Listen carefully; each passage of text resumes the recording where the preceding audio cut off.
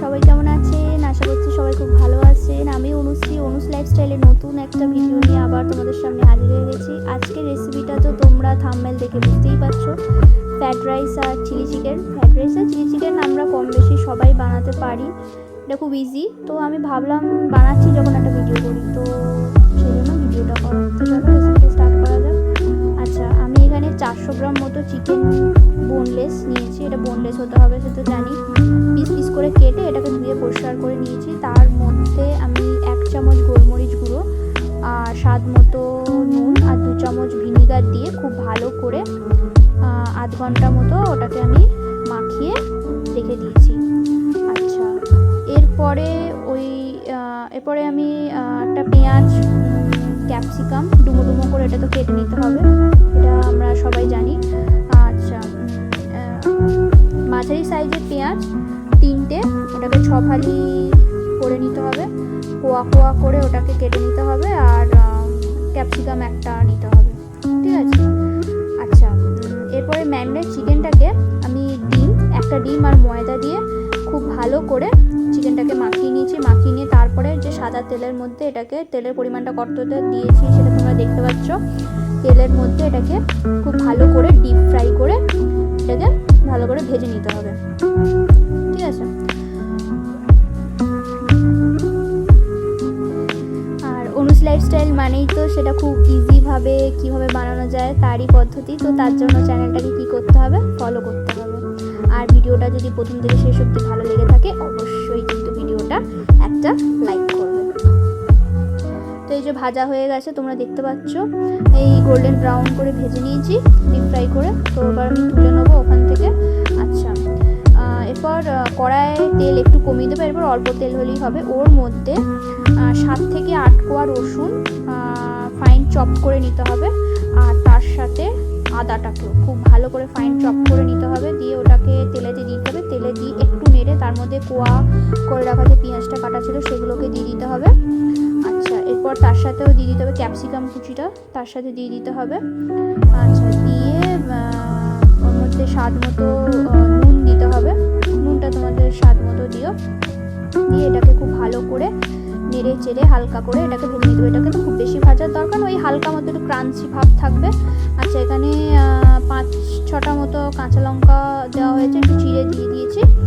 তোমরা দেবে ঝাল বুঝে দেবে, যেহেতু অনেকটা চিকেন তো এটা দিয়েছি।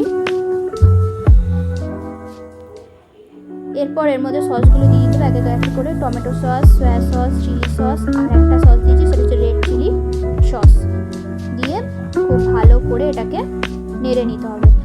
আর এর মধ্যে গোলমরিচ গুঁড়ো একটু দিতে হবে, আর স্বাদ মতো নুন সেটাও একটু দিতে হবে।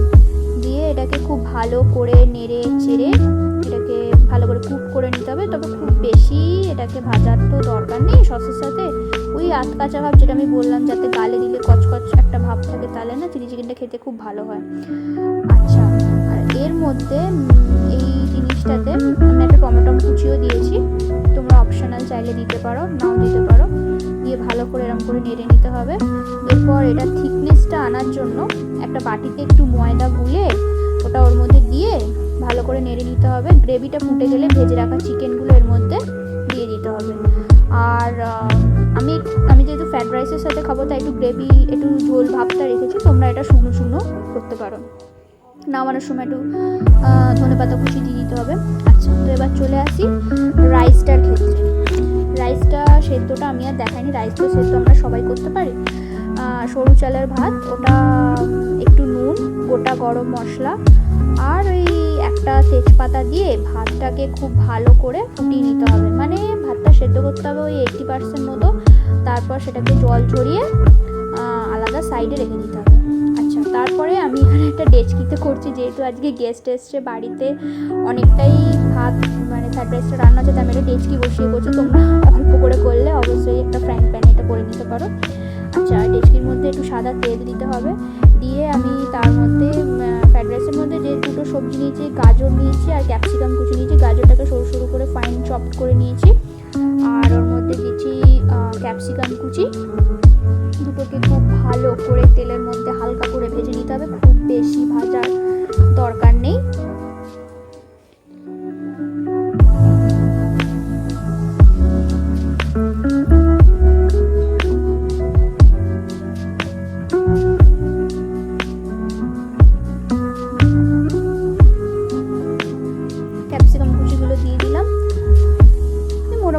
একটু সরু মোটা মানে ফাইন চপ করে কেটে নিলেই হবে।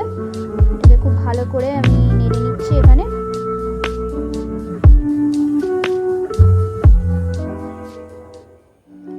আচ্ছা, এরপর এর মধ্যে একটু ভাজা ভাজা হয়ে গেলে এর মধ্যে মিষ্টি, গোলমরিচ গুঁড়ো, গরম মশলা এগুলো দিয়ে খুব ভালো করে জিনিসটা নেড়ে নিতে হবে। ভাতটা দিয়ে ভাতের সাথে খুব ভালো করে নেড়ে নিতে হবে।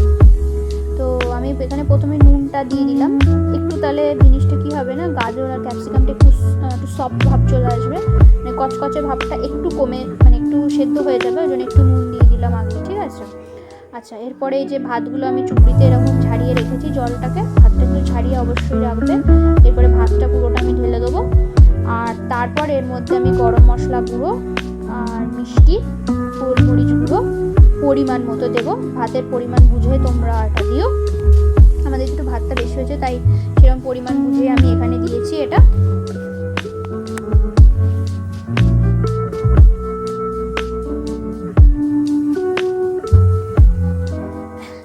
এত বড় জায়গায় করছি বলে তোমরা ভেবো না যে এটা মানে হোম ডেলিভারির জন্য যাচ্ছে, তা কিন্তু নয়। আগেই আমি বললাম বাড়িতে যেহেতু কিছু গেস্ট এসেছে তার জন্য এটা হচ্ছে।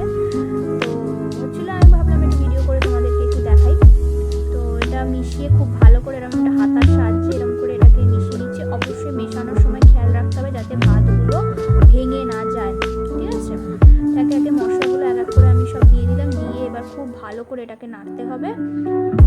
আর নামানোর আগে স্বাদ মতো 1 চামচ 1.5 চামচ মতো একটু ঘি দিয়ে ভাতটাকে নেড়ে গ্যাসের ফ্লেমটা বন্ধ করে চাপা দিয়ে দিলে ঘিয়ের গন্ধটাও চারদিকে ছড়িয়ে যাবে, ব্যাস তাহলেই তো ভাত রেডি। তো ফ্রাইড রাইস আর চিলি চিকেন তো রেডি হয়ে গেল। আশা করছি তোমাদের ভিডিওটা ভালো লেগেছে। আজকের মতো এইটুকুনি, দেখা হবে পরবর্তী কোনো একটা রেসিপির ভিডিওতে। ততক্ষণ ভালো থাকো, সুস্থ থাকো, সবাইকে ভালো রাখো। দেখা হবে পরবর্তী একটা, ততক্ষণের জন্য